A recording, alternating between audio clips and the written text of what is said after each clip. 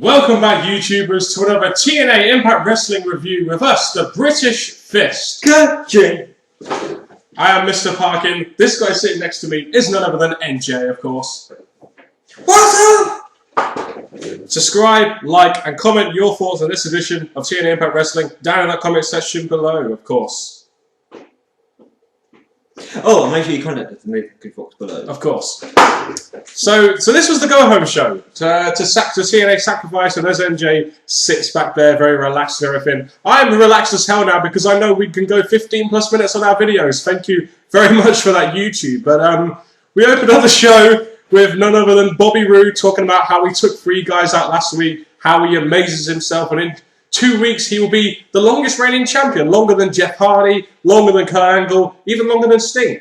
It's interesting, isn't it? Well, if the rumours are right that Storm's eventually going to come and beat Roode, it's good to give Roode a big thing in his career as a champion. If it's the longest reigning champion, that is a big thing for Roode before he loses his belt. Can I just say, that is NJ's actual size compared to me. I'm massive, NJ's tiny, I'm just saying. And then we get the revelation that NJ is not actually that tall, and he's just slipping down the chair there. RVD comes out and clears Bobby Roode out the ring, and then you have Anderson and RVD getting their payback on Roode, and then out comes Hardy, and him and Anderson go at it. So there was a lot going on in this segment, and then security breaks them out, and then we get the revelation with Hulk Hogan coming out, and they says there's going to be a 4-way tonight with some sacrifices going to be there. And, this whole idea that whoever wins gets the number 1 contendership spot, if Roode wins, he gets to pick the guy he faces at the pay-per-view. If RVD wins, he can pick the stipulation.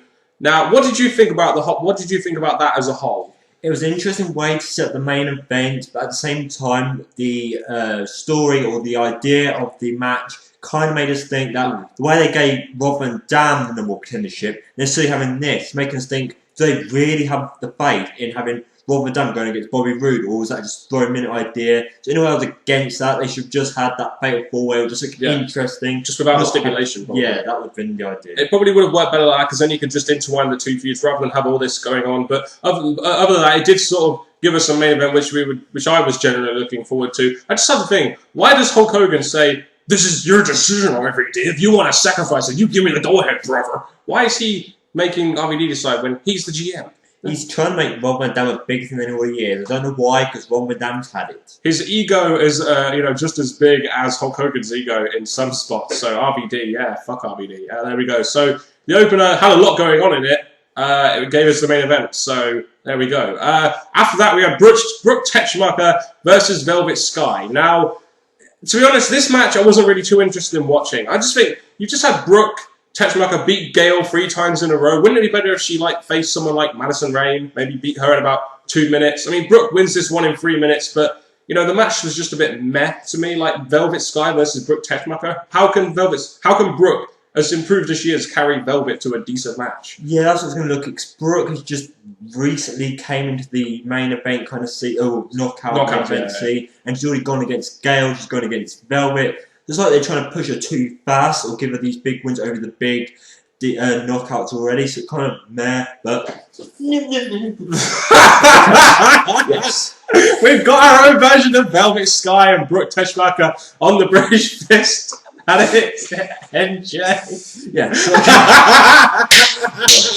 Shake your booty, NJ. That's it, yes. But I mean, they have pushed Brooke Teschmacher a lot, and you will see in our preview on Saturday what we think of the match. But fucking hell, NJ, that was probably the funniest thing I've ever seen while we've been doing these videos. You shaking your booty. All the women out there, you think I'm the eye candy. Oh, no. This guy sitting next to me is the eye candy of the British Fist. I'll just say that right now. Let's get on to the next segment then.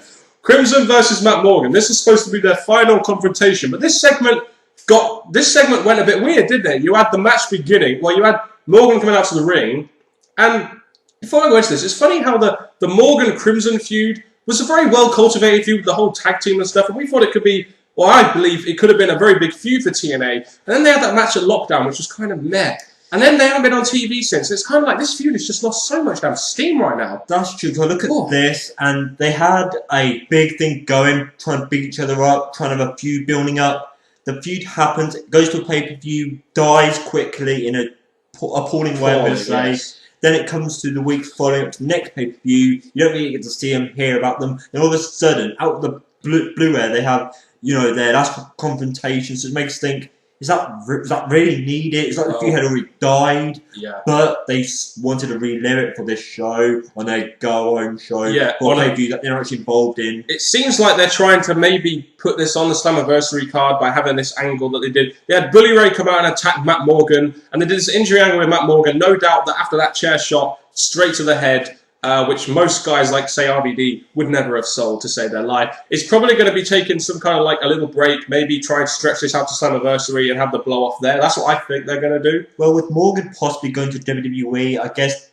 TNA maybe found this out and they're just trying to punish him for it, or maybe this is just to fit into a storyline for a later Crimson Morgan match, but who knows what direction they're going to go down. You never know, they may be setting up a potential Bully Ray versus Matt Morgan feud, who really knows, but it seems like they had Crimson cut a promo afterwards saying, Morgan was going to be the one to win the streak, and he got a lot of heat for this, and then he basically gets the ref to count to 10. Oh, that was so funny. Count to 10, ref, do it. The best way for Crimson to get heel heat was to add that 10 sync. Yeah. It's kind of cheap, but at the same time, it gave him some heat. I love it when heels do that. Anyway, let's move on to the next segment. It's funny that wasn't really on there. This is one of many segments which I guess you could say really didn't have that much to do with the pay-per-view, even though it had Bully Ray on there. It didn't really interact with Aries that much tonight. But we got Aries versus Zema Ion in an X Division match. Now, as we're not getting an X Division match an X Division title match at the pay-per-view, so I guess TNA thought, hell, let's just give them an X Division match on TV. And I do like watching the X Division, and with Aries now in a feud with Bully Ray, we haven't really seen much showcase of the X Division. So really, for me, it was nice to see the X Division match, an X Division style match actually happen and be showcased. Well, the few things I want to say about this is that, yes, I've got into X Division matches now, really good, and I've got 2 good X Divisions here. Mm-hmm. The X Division match was kind of random, so I was kind of thinking this match weren't really needed. It could have just been a singles match without the title on the line, but the title's on the line, and it gave Ions a match out of the blue. Like, he didn't actually deserve this, so it kind of made me think, okay, this is just to fill up time, give some importance to this show, but overall, it was an okay match with some good spots in it to the finish. Typical X Division match, really. The fans love this match, though. They loved Aries as well. And I think if there's one person you're going to give that belt to, it's got to be Zema Ion, because he's probably the next best guy than Aries in the X Division. If you give the belt to Zema Ion, imagine the payoff you could have with Jesse Sorensen returning down the line somewhere. But look at the result of this match. Yes, Aries is now a face, but I don't know who they're planning on making Aries lose it to, because Sorensen's a face, but unless they turn him heel, who knows what they're going to do. But the question is, who's Aries going to lose it to? Yeah, exactly. And I think the best way of doing this, in my opinion, would be to have him just retire as the champion. Just say, I'm above this, have like a massive sort of open match to try and determine a champion at a pay-per-view. That'd be the best way to do it. Then he doesn't have to job, and he knows he's above it. That's what I think they should do, but that's just my opinion. After this, we had our main event, which was the AJ Styles Big Secret. This was apparently the reason why Kaz turned on AJ Styles, and the secret basically was a photo of AJ and Dixie Carter getting quite intimate, and that was and we're getting this whole thing as is this the reason why AJ Styles is the poster boy? Not because he's a TNA original, or because he's a great wrestler or anything. I couldn't get into AJ, and he does look dodgy about him. But I mean, this was kind of interesting. I must admit, even though I felt this really could have been saved for next week on the build to Slammiversary, as they're probably building to an AJ Daniels match, because you've got the number 1 contenders to the tag team champions on there, and they're busy with AJ Styles, and you're supposed to make me believe that they have a match at the pay-per-view against Samoa Joe and Magnus, who didn't appear on the show this week. So it's kind of disappointing for me. They probably could have saved this for the week after to build this match into Slammiversary, rather than do it on the go-home show where you want to showcase everything that's happening on Sacrifice, just saying. This was an interesting segment, though, because it was built from the weeks gone, especially last week. They're going to reveal it this week, so it's interesting how they did it. But the surprise, I don't know, when I think of wrestling surprise, I always think family feuds or something like that, and this just ended up being AJ stepped his way to the top in some way. Not really, just how I look at those pictures. Yeah. And I don't really feel it, but again, it's came out. Now they can finish up, move on, and build up to a Daniels and AJ feud again, because that's the best thing they can do with those 2 wrestlers. But there we go. The thing is, it's taken a long time to get to this point now. I've kind of lost a little bit of interest in this whole Daniels versus AJ. Not to mention the fact that they've already feuded many times before. But the fact that it's taken so long to get to the actual reason why Kaz turned, it's lost a lot. I think not just me, but a lot of other people's interest in the feud. And the sad thing about this is they've added Kaz to this, but Kaz is just there to put Daniels and AJ into this feud over. So Kaz could eventually become an outsider again, back to the square one where he didn't really have much involvement. Pretty much. We'll move on to the TV title. The TV title's being defended every week. Now, I just want to say this, TNA. When I first saw that you were going to give Devon the title and it was going to be defended every week, I didn't think you were going to put him once again in a feud or a match we don't care about against Robbie fucking E. We just don't care about Robbie E. He's talentless. Why give the belt to Devon and have him defend it every week if you're just going to give us the same old shit as you did before rather than try and elevate that belt? Maybe make a Pope go against him or anyone other than Robbie E. Just, why are we getting this now? And we're getting the other pay-per-view as well and a triple threat match as well. God damn. It's sad how they built up this match because they had like Buddy Ray getting involved and stuff that could have led somewhere or something hinted to give the TV title more importance. And then these last few weeks we've been having Robbie E, Robbie T, and it's just getting a bit repetitive, a bit boring. And the fact they did this, it was just horrible because this eventually led to obviously Devon retaining and then Devon saying, if you want a piece of me, we'll go for it at the pay-per-view. And it's just basically rumoured as a handicap match, but it's just horrible. I just want Devon to win at the pay-per-view and move on. And you'll hear more of our thoughts on that one on the prediction and preview video to Sacrifice on Saturday. There we go. So after that, we have an update on James Storm.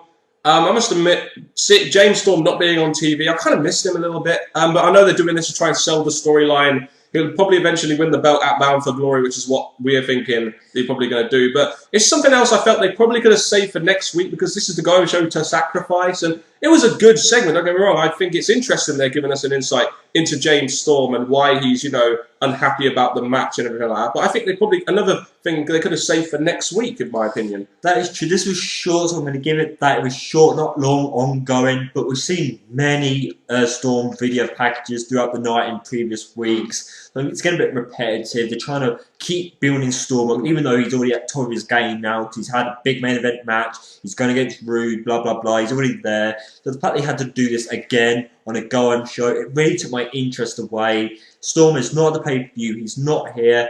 So I'm thinking they could have saved this for next week and just concentrate on the pay-per-view before they built up the whole Rude and Storm rivalry again. Yeah, going into possibly Slammiversary or Bound for Glory. I do like these video packages being on there, don't get me wrong. Just probably not on a go-home show, but I do like the fact they're at least finding a way to get James Storm on TV because he is a big star for TNA, probably their top babyface right now, so there we go. After that, we had a Joseph Parks segment.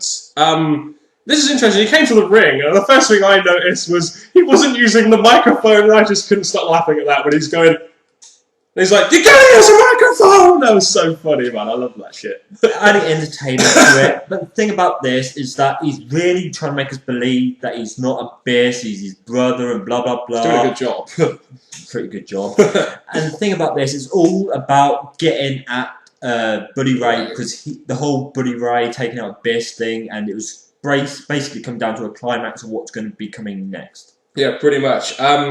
It's the one problem I have with this segment is the fact that, Sacrifice coming up. Does this have anything to do with Sacrifice? Could this have been saved for next week? Possibly give this segment to something to hype up Sacrifice. And no, tonight you had Bully Ray in several matches. You had Bully Ray involved. He's involved in feud with Aries. He's now involved with the Matt Morgan thing. Now he's involved with Joseph Parks and possibly Abyss. It's like they've got 3 feuds going for Bully Ray. They didn't really have him and Aries interact on this show. It was kind of disappointing for me. I like seeing Bully Ray on my screen, don't get me wrong, but hype what is important, his feud between him and Aries, not all this other stuff. There was a few times throughout the night that they could have had Aries and Bully Ray bump into each other or something to add to it there, but they didn't do a really good job. Apart from, throughout the night, you had Bully Ray talking to Aries through the camera and just being it up like that. So it was kind of interesting when they did that, but I was hoping for some more physicality between the two, but we didn't get that. But this was all about building up a feud or something between Buddy Ray and Joseph Parks, future Abyss. Or Abyss, exactly. So it's just a long-term, it's just a segment there to sort of suffice a long-term storyline. It's also funny tonight how RVD got a lot of video packages. It's almost like he's fucking retiring, isn't it, at this point? It's like the video packages we got almost felt like he was retiring. Weird. If it does come to that eventually, because he keeps coming, going, he's done his thing, he's having his big final match against the champion, so it would be a good way to send him off, but Rotterdam's going nowhere. Oh, God, whatever. After that, we had the main event, which which really didn't get that much time. And this is one thing I've noticed about TNA lately. They're not giving their main events as much time as they did, and they could have taken some of the segments off if they wanted to make the main event last a little bit longer. As we know from the opener, we had Bobby Roode versus Jeff Hardy versus Mr. Anderson versus RVD in that four-corner sacrifice match. The match went about 5.5 minutes, nowhere near long enough for a TNA main event, really. You had Hardy and Anderson brawling, which allowed RVD to get the victory. So at Sacrifice, it will be a ladder match. I think it was quite predictable that RVD would win this because they're not going to change around the matches at the last minute, are they? Even though they kind of threatened it in this segment. No, throughout the night, you saw advertisement for the pay-per-view, and it was all advertising Roode and RVD, so I thought, right, that's not going to change. But this match, it was okay because it did hype up both the two feuds going into it. The best thing about it for me, one of the best things, was Jeff Hardy didn't have that stupid makeup on, which is clear Jeff Hardy. But the match, thumbs up. It weren't exactly what I was expecting because it was concentrating more on Roode and RVD instead of the feud that we have, the filler feud, whatever we're going to call it. Jeff Hardy and Anderson, which is pretty much a filler feud, isn't it? Pretty much. But it was all right. We got the result that we knew what was coming, and the match was set up. The ladder match should be good. I mean, if Bobby Roode can beat RVD in a ladder match, it would be some bullshit finish. But at least if Bobby Roode wins the ladder match, I'll be happy. You know, so this main event hyped up, I guess you could say, two of TNA's bigger feuds involving their bigger stars, according to Hulk Hogan. We'll say that. And then they ended the show with Abyss. Now this was strange because you've got your main event segment has been hyped up just then, and then you have Abyss ending the show saying that if Joseph Parks is getting too close to the truth, back off or be burnt or something. I'm like, why is Abyss, who's got nothing to do with the Sacrifice pay-per-view, ending the show? It just seemed a little bit counterproductive to me. Again, if Abyss knocked down the ladder while Van Dam was on, or just something involved with the four wrestlers, then it would have been, that could be meaning something after the pay-per-view or during the pay-per-view, whatever. But the fact that he just was on the ramp and cut a little thing about his brother, it just made me think, not the best way to bring Abyss back, not the best way to finish off the go-home show. They could have done it a different way, so that, in a way, left me wondering, what's the answer? What's going to come next? Another thing, in my opinion, which probably could have been saved for next week, rather than this week's show, because it had nothing to do with Sacrifice. Overall thoughts on this show, NJ? Just give me your quick thoughts. Not the greatest. It did some things for the pay-per-view, but maybe not in the strongest way possible. I'm not saying it was a bad show overall, it's just that I didn't really feel overly entertained, or I felt like some segments could be done stronger for the pay-per-view. Majority of this, as we've heard many times, could be done next week, so it kind of left me thinking, is this really the go-home show? Did you really provide what we need? That's my question. Exactly, and I will expand on that in the sense that you had a lot of segments in tonight's show which really didn't have too much to do with Sacrifice, that kind of maybe could have been safe for next week and have a bit more time to hype the pay-per-view. I understand this is kind of like a filler pay-per-view, and TNA have built it like a filler pay-per-view, but at least try and push forward some of the feuds going in there. A lot of them aren't really feuds, they're kind of just filler matches. So they didn't really... I say as a show, it was a decent show, but there was like 4 or 5 segments in the show, possibly maybe less, that really didn't seem to hype to Sacrifice. And when on a go show, when you're really trying to put your hard sell on your pay-per-view, when you have stuff that has nothing to do with it, and you're ending the show with Abyss, who's got nothing to do with Sacrifice, why would people want to buy Sacrifice when they're just thinking to themselves, well, it looks like TNA are trying to hype up for next week's TV show? Yeah, I will say this quickly. Joseph Parks did try and bring up Abyss, make him look like a big deal, as we saw throughout the night.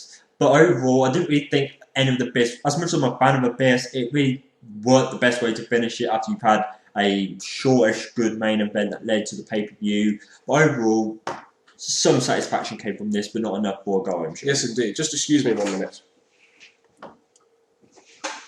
Hi there, everybody. I'm Daniel Parkin's brother, and I have no idea where he's gone. So, NJ, as I have no idea what to do in these YouTube videos, I'd like you to provide an outro to the video itself. Well, people, thank you very much for tuning in the video. From Mr. Parkin. No, it was brother. And me, NJ. All I can say, people, is tune in for our predictions and the pay-per-view. Until next time, people, goodbye.